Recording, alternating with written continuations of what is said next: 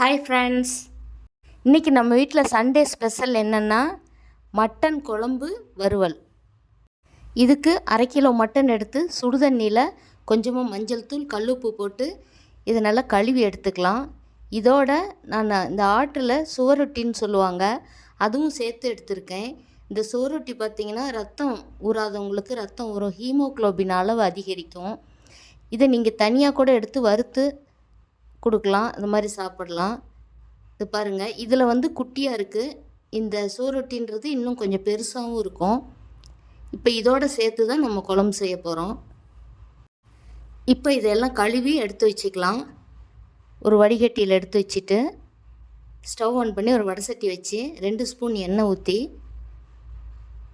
இந்த எண்ணெய் காய்ஞ்சதும் 4 பல் பூண்டு போடுறேன். சின்ன சின்ன குட்டி துண்டுகளாக ஒரு 5-6 பீஸ் இஞ்சி, ஏன்னா இதை அரைக்கிறதுக்காக, அதனால் சின்ன பீஸாகவே போடுறேன். இதை போட்டு இதோட ஒரு 1/2 ஸ்பூன் கசகசா போடுறேன். கசகசா போட்டால் ரொம்பவே அது குளிர்ச்சி, இந்த வெய்ய காலத்துக்கெலாம் அது ரொம்ப நல்லது. அதுவும் சேர்த்து இது நல்லா வதக்கி எடுத்து ஒரு பக்கமாக வச்சுட்டு, இப்போ ஸ்டவ்வில் ஒரு குக்கரை வச்சு இதுக்கு 2 ஸ்பூன் எண்ணெய் ஊற்றி, எண்ணெய் நல்லா காய்ஞ்சதும் கொஞ்சமாக ஜீரகம், கருவேப்பிலை, ஒரு தக்காளி எடுத்து பாதி கட் பண்ணி இதுக்கு போடுறேன். மீதி பாதி அப்புறம் தாளிக்கிறதுக்கு போடலாம். இந்த தக்காளியும் போட்டு நம்ம கழுவி வச்சுருக்கிற மட்டனை இதோட சேர்த்து, ஏற்கனவே உப்பு மஞ்சள் போட்டு மட்டனை கழுவிருக்கோம், அதனால் இதுக்கு கொஞ்சமாக மஞ்சள் தூள் கல் உப்பு போட்டு கிளறி விட்டுட்டு இதுக்கு 1 டம்ளர் தண்ணி ஊற்றுறேன். வேகிற அளவுக்கு, ரொம்ப தண்ணி வைக்க வேண்டாம், இந்த கறி வேகிற அளவுக்கு வச்சா போதும். ஊற்றிட்டு மூடியை போட்டு 4 விசில் விட்டு இறக்கிக்கலாம். இப்போ இதுக்கு ஒரு மசாலா ரெடி பண்ணிக்கலாம்.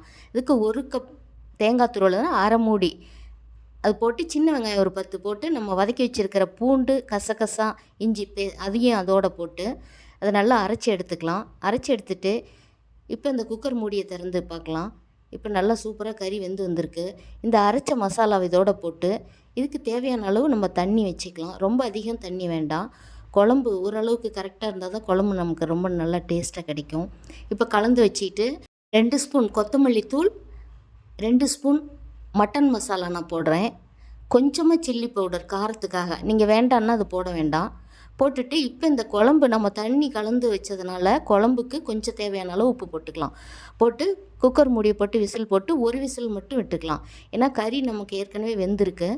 இப்போ ஸ்டவ் ஆன் பண்ணி வடசட்டி வச்சு 2 ஸ்பூன் எண்ணெய் ஊற்றி கொஞ்சமாக கடுகு உளுந்து போட்டு பொரிஞ்சதும், நான் மீடியம் சைஸ் ஒரு பெரிய வெங்காயம் கட் பண்ணி வச்சுருக்கேன், அதை போட்டு கருவேப்பிலை இலைகள் போட்டு, அந்த கட் பண்ணி வச்சுருக்கிற மீதி பாதி தக்காளி இதோடு போட்டு இது நல்லா வதங்கி வர்ற அளவுக்கு நல்லா கொஞ்சம் உப்பு போட்டு கொஞ்சம் மஞ்சள் தூள் போட்டுக்கலாம். இது வதங்கினதும் இப்போ பாருங்கள், 1 விசில் வந்தது. இந்த குழம்பு சூப்பராக ரெடி ஆகிருக்கு. இந்த டைமில் இந்த குழம்புலையே கொஞ்சமாக மேலாப்பில் எடுத்து அந்த வெந்துட்டுருக்கிற தக்காளியோட இந்த குழம்பு கொஞ்சம் சேர்த்துக்கணும். இந்த சோரொட்டியும் பாருங்கள் சூப்பராக வெந்து வந்திருக்கு. கறியும் பாருங்கள் நல்லா பஞ்சாட்டம், குழந்தைகளுக்கு கூட நம்ம கொடுக்கலாம், பெரியவங்களும் அதை நல்லா சாப்பிட்லாம். இப்போ இந்த தக்காளியோட ஒரு பச்சை மிளகாய் கீறி விட்டு போட்டுக்கிறேன், கொஞ்சமாக சில்லி பவுடர் போட்டுக்கிறேன். இந்த குழம்பு கொஞ்சம் அதில் எடுத்து அது நல்லா வேகிற அளவுக்கு அந்த தக்காளி வெங்காயத்தோடு சேர்த்துக்கலாம். சேர்த்துட்டு நல்லா கலந்து விட்டுட்டு இப்போ இந்த குழம்புல இருக்கிற மட்டன் எல்லாம் எடுத்து இதில் சேர்த்துக்கலாம். சேர்த்துக்கிட்டு நல்லா இந்த தக்காளி வெங்காயம் மட்டன் எல்லாம் பரவுற அளவுக்கு கலந்து விட்டுட்டு இதுக்கு கொஞ்சமாக பெப்பர் பொடி, மிளகுத்தூள் போடுறேன். போட்டுட்டு இதுக்கு ஃப்ரெஷ்ஷான கொத்தமல்லி இலைகள் கொஞ்சம் தூவி கிளறிட்டு இறக்கி வச்சிடலாம். அவ்வளோதாங்க, ஒரு நல்ல குழம்பு. இதோட இந்த மட்டன் தாளிப்பு ரெடி ஆகிடுச்சு.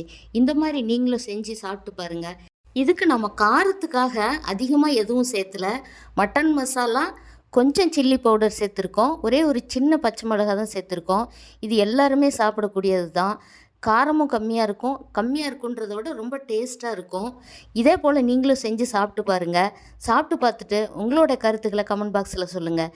இந்த வீடியோ பிடிச்சிருந்தால் லைக் பண்ணி ஷேர் பண்ணுங்கள், சப்ஸ்கிரைப் பண்ணுங்கள். இந்த வீடியோ பார்த்ததுக்கு நன்றி.